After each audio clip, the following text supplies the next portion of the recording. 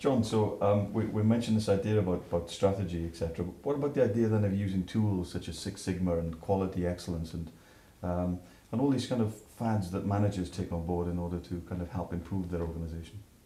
I think the problem with all of these things, well, the biggest problem with all of these things is they're essentially imbued with the same kind of corporate command and control philosophy. Right. You know, I mean, let's start with Six Sigma. I mean, I regard Six Sigma as TQM on steroids. You know, more training, more reporting, hierarchies of belts. You know, to get to be a master black belt, you've probably got to have 8 to 9 weeks training, and most of it is in tools. Yeah. Well, that won't help you. I mean, Ono said never codify a method, never write tools. It's how you think about a problem that matters. And so, you know, you can move from Six Sigma to lean, so-called. Remember, Ono didn't call it lean. He didn't call it anything. He refused to call it anything, because if you start calling it something, people will think it comes in a box. Well, of course, what happened was Americans called the Toyota production system lean, so it's created a market for lean tools. And, as you know, if you've read all my stuff, the lean tools developed in manufacturing don't work in service design, but the tool heads will tell you they will.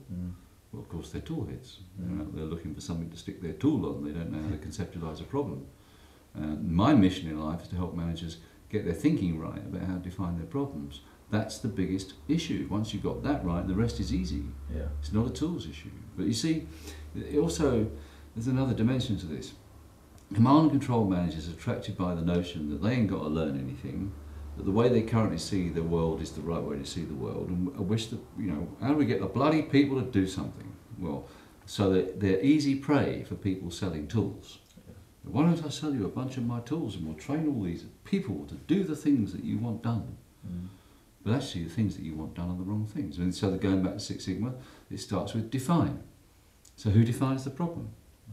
The current thinking. Yeah.